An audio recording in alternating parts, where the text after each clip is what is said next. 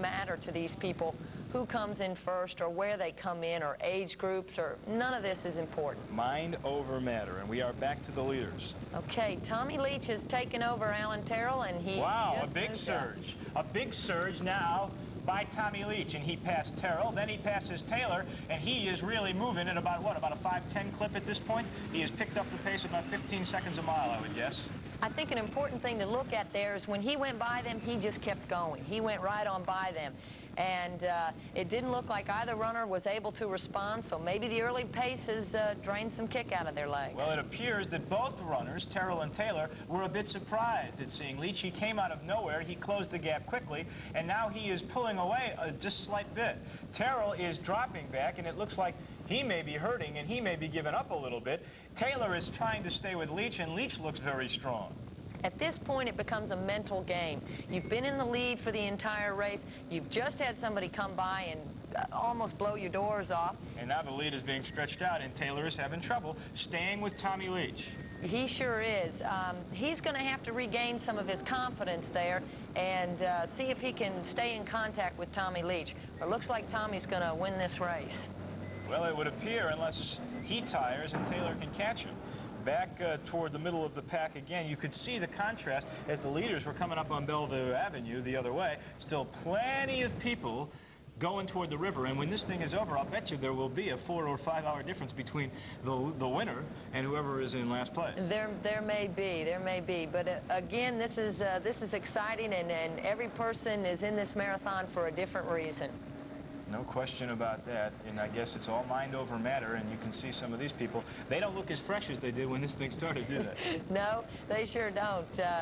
They need to get their sense of humor back, as the sign says on Popper. You'll see that in a little bit, you're right. I guess, what is it, the first thing to go when fatigue hits is humor? That's pretty much what the sign says, and it's just important that they keep one foot in front of the other, they keep that body up, and keep some positive thoughts going through their mind at this point. Well, now the leaders up, and they're really tearing down Overton Park. They did the 15-mile split in an hour 23:14. At the 17-mile mark, they're approaching 1:34:05 or so. So they are cooking. These folks, now what's going through these people's mind? They just want to finish, right? I mean, are they starting? They haven't hit that wall yet. And here is our leader, Tommy Leach, in Overton Park. Tommy looks very, very strong at this point. He looks fit. He looks confident. He's keeping his stride perfect, and keeping that body carriage fine. He knows he's in front. He's coming upon the 20-mile mark. I think an important thing in the marathon is to keep in mind that there are 2 races in the marathon. One race is 20 miles long, and one race is 6 miles long. And from my limited experience, the 6 miles was a lot harder than that first 20. I can believe it. All alone, the loneliness of a long-distance runner. What's he thinking about right now? I mean, he knows he's not being pushed. He still wants to continue, I guess, with the 5:15s or the 5:20s that he's running. There's Randy Taylor. He is approaching the park now, and he is in second. Yeah, I think what's going through Tommy's mind at this point is just to maintain. He's monitoring his body. Hey, do I feel okay? I'm not sure if he's worried about Randy at this point, because when he went by Randy, Randy didn't appear to respond. Not a bad seat to watch the marathon in the middle of Overton Park. The horses and the policemen having an awfully good time, and what a beautiful day it is in the park. Here is, I guess, this is in Nash. 4th place. Yeah, this is now, Nash. in 3rd place is a fellow by the name of Tucker out of Nashville. He's already going by us, but this is Nash Jimenez. He is in 4th. And this man is not in the race. He is just there to pace Mr. Jimenez, I guess. Yeah, that's what's really nice about some of these races, is you can get a friend or somebody. This is Chris Horton, and Paul Sachs is the seated runner there. Paul ran Boston last year, and he was the #1 finisher from Memphis in Boston. And he also just ran the New York Marathon in October. There is another runner, Bobby Hall, who writes for the Commercial Appeal, does most of the running stories. He ran in the New York Marathon, and then 5 weeks later he is running in this marathon. And I guess all you can say about them is they're a little crazy and that they're animals. Here's Tommy Leach again, our leader. Tommy looks very good. He's getting ready to come out of the park very shortly.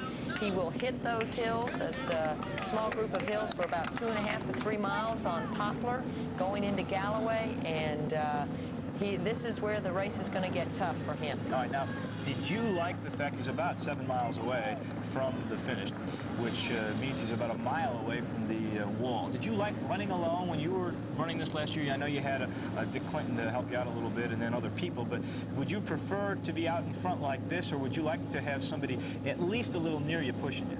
Well, I prefer to be out in front simply because it's an exciting feeling. You know you're in first place, and you hang in there, you've got this race won. I would prefer to have 1, 2, or 3 men around that I could hook up with and run, sort of draft off of them. And if you do, are you conscious of what they're running? If they're running 5:45s, that's what you're going to try to keep up with? Well, you try not to. You try and stay with your own game plan. You try and hook up with somebody that appears to be running pretty much the same as you are. If they're going a little bit too fast, you've got to listen to those times. If you're getting off your pace, you're going to have to do something to change that. All right, now the leaders are already at, let's say, Parkway and Poplar, Tommy Leach is, and this is Poplar and Bellevue, way back, and we see some people still walking and some people running slowly. I saw some older men in this, and I got to ask you this question. Is it a good thing to run a marathon? I mean, sometimes it appears the flexibility is not there, and they are just pushing those hip sides. I think the important thing with that comment is it's fine to run a marathon if you've trained for a marathon. Flexibility is extremely important no matter what you do, and I think a lot of people tend to neglect that. But I certainly wouldn't tell anybody 4 weeks down before the marathon to decide, hey, I'm going to run this thing. Put in some training and put in some of those miles. Tommy Leach on the bridge over Union Extended. He looks very strong. He is having no problems. He has just hit the 20-mile mark. And Laura, that is what they call the proverbial wall. And what happens at 20 miles? Well, at 20 miles, the body tends to decide that it has depleted a lot of the glycogen stored in your muscles and the carbohydrates that you've spent many days loading on, and you're running off of, I'm not sure what you're running off of. You're just... I guess it's a high, really. It is a high, and I think Tommy has to feel very confident at this point. But the body begins a series of small breakdown, and it's mind over the body. When the body says, I'm not going any further, your mind's got to say, well, yes, you are. We're going to finish this thing. There's a little message on the signs, and I guess that's to keep humor for all the runners. And here we are. He is all the way up at about the 21-mile mark, and these folks are back at the 15-mile mark. This is, again, our spot on Bellevue Avenue and Poplar, and this is the slower crew, and there is what I was talking a little bit about, the flexibility and the range of motion, and well, sometimes you wonder if this would be good for them, but they seem to be pretty healthy, very big upper bodies, so I guess it would be okay. And there are still some people downtown. Yeah, some people that have just reached the turnaround point. Well, we saw a little excitement there. She's done the first 13, and she's determined to do the next 13. You know, it never ceases to amaze me how some of these people you would never guess could run that kind of thing. There's the symbol of the halfway point, could do it, and you just have to admire them, to be honest with you. Did you ever struggle? You were here, you were this you know, fine runner. Did you ever take I guess a lot of determination on your part? You never thought you could do anything like this? Yes, I waited quite some time to do a marathon, and when I finally decided heart and soul that I was going to train for this and I was going to do it, and I was ready both mentally and physically. But again, I entered the race deciding that all I wanted to do was finish the race, and the way that it turned out was just simply unplanned, excited, and all gravy. All right, now we saw Tommy Leach, the leader at Poplar and Holmes, and here is Randy Taylor, who is in second, and he is just on the bridge at Union Extended. So we've got almost a half-a-mile difference now, and it appears that Tommy Leach has this wrapped up if he can just continue his pace. If he can come out of Galloway looking strong, that, I remember, was pretty much the easier part of the race. You knew you were going to make it to that finish line, and unless something drastic happens to Tom Leach, I would say that he is our marathon winner this year. You've noticed at all times there has been police escorts on the leader, and usually on second place, and sometimes on third. And what a marvelous job the Memphis police have done. They have secured the entire area. They've given 2 lanes now to the Memphis area runners and of course, our visitors for this marathon. And there you see our leader again with, of course, the friendly policeman behind him. And I think we really need to point out what a great job they have have done 2 years in a row. And this again is Leach. He is our leader. He is looking very, very strong as he swings now onto Galloway. On to Galloway, and by the party, there's a big crowd there. He'll get a warm welcome as he comes through, and that's got to do something for him mentally. You know, you may notice also on some of these shots we have the lead truck, and that's the angle that you are picking this particular shot up of Tommy Leach as he now comes exactly onto Galloway Avenue. We have 4 cameras this year, 1 camera more than we did last year, which was our first marathon, 1 on the leader, and then 3 leapfrogging. And of course we are with one of the trucks that are leapfrogging. Well, that gives you a chance to see maybe friends, neighbors, husbands, wives, whatever. Give How you many a chance people to see have you everybody. known so far today that have waved at you? Quite a few, quite a few. Everybody keeps saying, why aren't you running more? Well, this is fun. This is easier, huh? There's Tommy Leach. And this is really about 3 miles away. He has run about now 23 miles from the pack. Time to haul. You're past the wall. And Tommy Leach now with about a mile advantage. Laura Brewer is only about 3-4 miles to go. It's all his. Now we see Taylor, the young man from Arkansas, coming across. It's all Tommy Leach. All Tommy Leach. He looks very strong. The important thing for Tommy right now is just to maintain form and stay mentally strong. He knows he's in front by quite a bit, but he's not sure how far right now. Main thing is just maintain form and hang in there. From here in Galloway, which is where we are again, is this a very tough last 3 or 4 miles? As I remember, yes, it was. It is extremely tough. Once you get past, I would say, Goodlet, you're pretty secure. You know you're on your way home and ready to go for it. Well, it appears it is all Leach, but Taylor's going to give him a run. Let's get back to the course. This is our Tucker from Little Rock, and he is in 3rd place as he passes the Galloway party. It is a festive atmosphere. The party is here, but for this man, Tommy Leach, the party is about to begin, I guess, in 3 miles. And again, he looks very smooth. Laura, I guess the best thing we could say about him is he has been consistent about 5:20s the entire race. He has been very consistent. He has pretty much stuck with his game plan. I'm sure he came into this race with a game plan, and he appears to have stuck with it, and it looks successful so far. You know, last year there was a bunch of people fairly close until Falk finally pulled away. But this has been, first it was a 2-man race, then it was sort of a 3-man race, and then all of a sudden out of nowhere comes Leach and he pulls away. Terrell, we understand, is out of this race, and he may have had some problems with a stress fracture. We'll find out more about that a little bit later, maybe at the finish line. And then Taylor just sort of fell by the wayside and Leach pulled away. Well, that's very unfortunate about Alan Terrell. He's trained very hard for this particular race, and that's a stress fracture is something very hard to overcome, but I'm sure that we'll see Alan Terrell back in the races before long. This is Poplar and Holmes, and again, mid-pack. And you know that the leader is all the way up by Goodlet, so there is quite a bit of difference there. But this thing's going to go on for a couple of more hours. There will be people finishing, coming into this point, still an hour, hour and a half, 2 hours away. Some of these people still amazes me. They look very strong. What you're looking for? This guy's patriotic? Well, very patriotic. I think what you're looking for now is the foot placement and the knee lift. Is he coming off the sidewalk a little bit quicker? And some of them appear to be doing just a little bit slower than on their way out. Yeah, I would say so. No heavy hands on this lady, but a lot of determination. Absolutely. She is determined to go. She is on those hills on Poplar. That's something that you need to remember. And this is a tough part of the course. This again is a bunch of folks entering Galloway, and some of them are walking and they are tired. I guess you can walk a little bit and regain some strength, can't you? Well, you can. I'm not certain if you want to walk too much, because then once the legs start going again, they're a little bit in shock trying to figure out what's going on. Mainly it gives the quads just a little bit of a break. Okay, we notice some people still looking at the clock.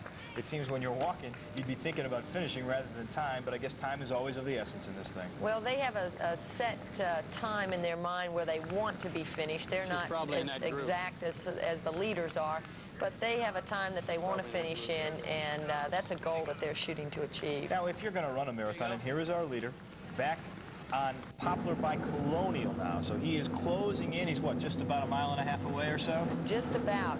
He took a quick glance at his watch. He's very concerned about time. He wants to run a good time. I'm not sure if he's going to break Martin's record. No, I don't think he's going to. He'd have to run this last mile and a half in about 5 minutes, so it appears that he will not. 2:22 is an awfully good time, and remember, the winds were not like they are today. If they had been, Martin Folk would not have run a 2:22 last year. Yes, now he's had to fight a headwind the entire way.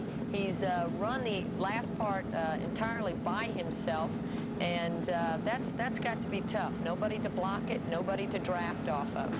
He's staying very close to the curb, if you notice. That might be to help get some of the relief from the wind. That's an interesting point. Sometimes you wonder, being so close to the curb like that, if you wouldn't hurt your ankle or twist it a little bit if you just took one misstep. Also, it seems to be on a downward angle, and it would appear that his left leg would be carrying more of the load. I think if you move out in the street just a little bit more, you feel that angle more than if you just run in the curb area. Ah, maybe that's another one of the reasons. Well, these women love to run. That's what their shirts say. Well, they sure do, and they look like they're going to help each other out in just a minute. One of them will move up on the other, let's hope. All right, now, while there is a fairly good crowd at Galloway and everything, there is a lot of hustling and bustling now by the Racket Club of Memphis. So we'll go to that in a second. And now you are starting to see there is anticipation. A big crowd has formed here. Remember how quiet it was just a couple of hours ago, an hour ago, Ethan? Now it is bustling. Rock 103 has their van. They're supplying some music, and they're all waiting for this guy, Tommy Leach. And what a surprise from Paris, Tennessee. He's going to round the corner in just a minute. He knows he's got it. He's got a smile on his face. And he's on White Station right now. Here comes the turn. It's all Tommy Leach. Nobody can catch him now. There's nobody near. Taylor is about a mile away. And what a feeling I know for this young man as he comes in. He has run in 7 marathons, is it? 7 marathons. So he's an experienced marathoner, and I'm sure he's excited about winning this one. Oh, no question about it. Now the crowd cheering him on. You know they're feeling good. Everybody getting out of the way. Stay away, because here comes the winner. And it is over. Tommy Leach has won the 8th annual Memphis Express Marathon. He does it in a time of 2:26:39. It does not break the record, but what a splendid effort indeed. And let's see if we can go down now and catch hold of our winner. We are with the winner, Tommy Leach, and it's nice to see a Tennessean win it. I thought maybe this thing was going to stay in the Arkansas family. At first it appeared that way. Yeah, I was looking at the past results, and there was only, I think, Mahandro and Pablo Plaza, but the only ones I can remember from Tennessee that have won the last, what, 10 races? Something like that. What happened? It was the two in front, Taylor and Terrell, at the halfway point, and I don't know where you caught, a mile 14, something like that? I caught, yeah, something like that. I'm not sure. They just went out way too fast, you know. That was kind of suicidal, you might say. I heard they went out in the 440s, and, you know, unless you're world class, that's just way too much, and there wasn't anybody in the race that was world class. So is it they dying and you just being steady? Mostly. I was picking it up and running pretty fast for, you know, what I was wanting to run, 5:20s, 5:25s there in the, from probably about a mile 8 to the, past 20, and they were dying and I was picking it up, and luckily I won. Was that wind a real factor? Yeah, it hurt. Well, it was blowing pretty hard, a lot harder than I expected, and with going uphill and all the last half, it was tough. The last 3 miles, I'm just glad I had a good enough lead, nobody caught me. Is this your first marathon victory? No, it's my second. I won the Mississippi Marathon about 3 or 4 years ago, something like that. All right. Were you confident throughout the race that you could win this thing? Well, I didn't come expecting to win. You know, I hope to run well, hope to run without dying. That's my goal in a marathon, really. And at about 10 or 11 miles, I could tell I was catching up, and I kept telling myself, just hold back, don't start racing yet. And I just kept catching up anyway, and it's fun to win. Is it putting any pressure on you now to continue running these marathons? No, I've been running too long now to worry about pressure. Well, you win some, you lose some. Congratulations. Thank you. Congratulations. Thank you.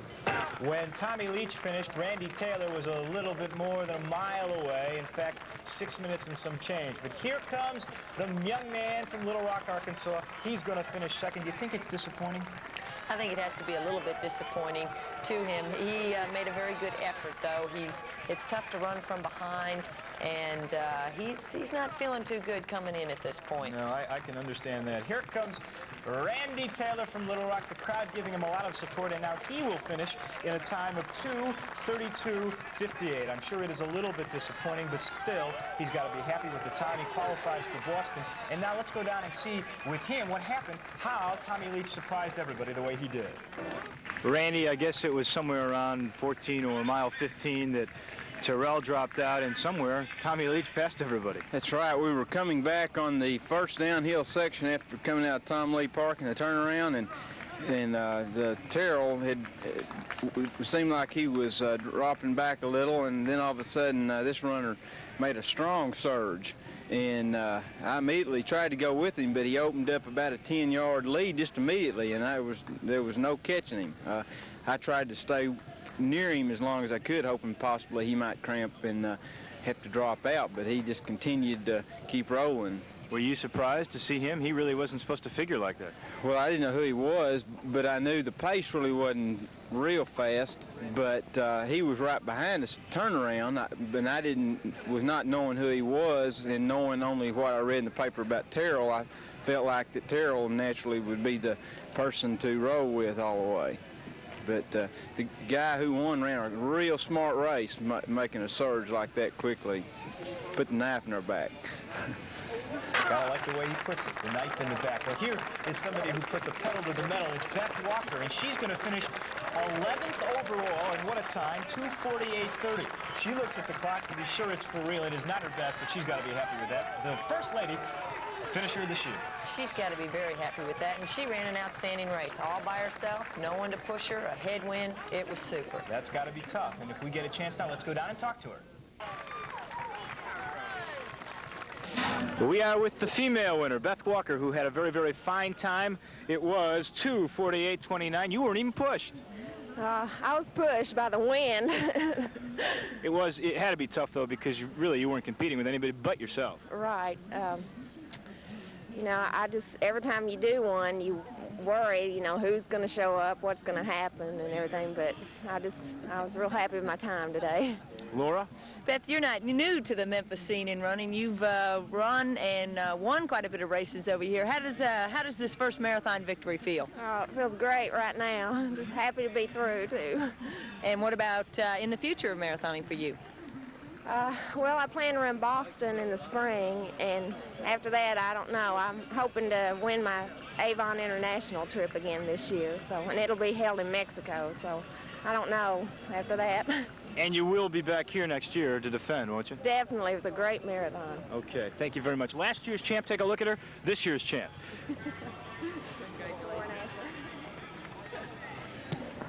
And gifted up. So here now are the official results of the Memphis Marathon.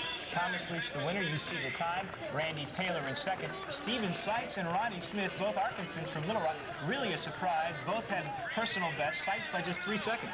That's right, and that may help bring some more Arkansas over to our marathon next year. Ronnie Smith bettered his best time in this win by 5 minutes. What an effort. And then Nash Jimenez Jr. coming in at 5th. Not bad at all. Not bad. We'll take a look at the ladies. There's Beth Walker with her fine time. Ann Smith, we showed you a lot of her today. Very well-built young woman. She finishes second. Lois Hudson third. Jamie Caton in fourth. And Laura Linderman is fifth. And I wonder if Laura's a little disappointed with the 3:19.21. Well, Laura might be a little disappointed, but she did qualify for the Boston Marathon, and I'm sure that she will go back.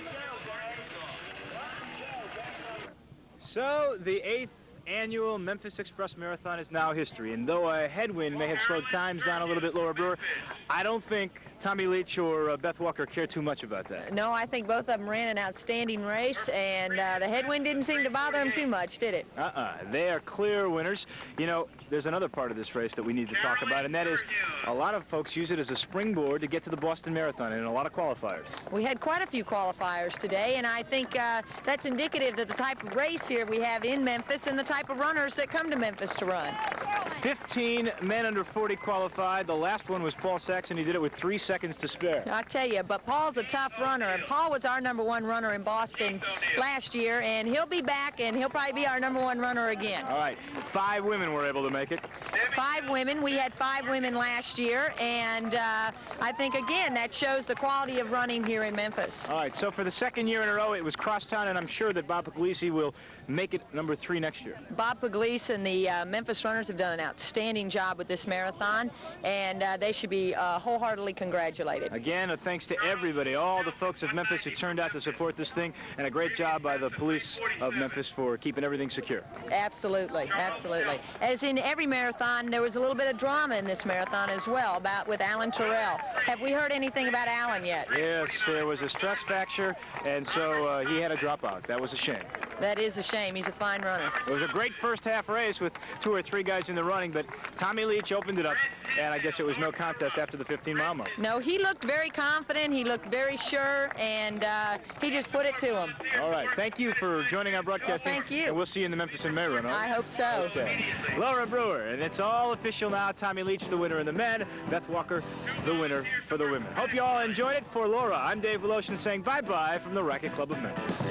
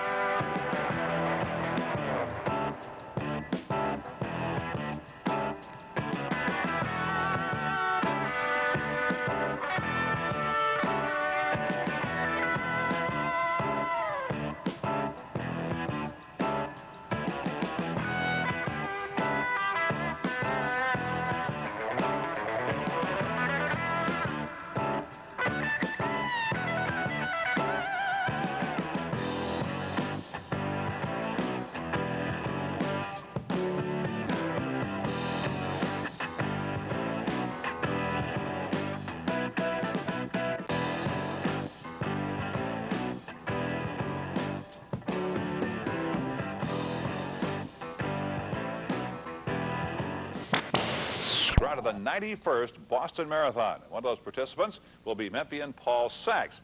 Harold Grader was out bright and early this morning as Sachs went through his last pre-race workout.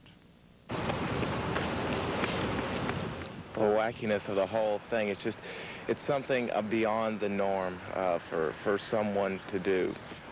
That's why Paul Sachs has been running 45 miles each week since January, getting ready for Monday's Boston Marathon. Each morning, Sachs hits the streets in Midtown, priming himself for his 4th attempt in Boston. It's like the World Series of baseball or the Super Bowl of football for a runner. Nothing else can compare to it. This is the climax of the sport. Sachs has finished the 26-mile race 3 times. He says the first 20 miles aren't so bad, but once you hit the 21-mile mark, the challenge is mental as well as physical. There's always some self-doubt there. At least there has been for me. Your body's just, it's aching. I mean, it's really aching. I don't think the human body was asked to do this. Sachs will have more than 9,000 runners to beat out, but that's nothing compared to dodging Memphis traffic during his morning routine. By the time he reaches the last mile of Boston's grueling run, Sachs says all the work will be worth it. When you're near the end, they're so big and so deep, and people are hanging over balconies and screaming in the sidewalk, and it's a great feeling. Paul won't be the only Memphian in Boston. Race officials say there will be nearly 30 Memphians running in this year's marathon. Harold, time of 2 hours, 8 minutes and 9 seconds. He's a former Olympic champ. And Portugal's Rosa Mota captured her 3rd Boston in 4 years on the women's side. Her time, 2 hours, 25 minutes and 24 seconds. Well, the East Germans are coming to take on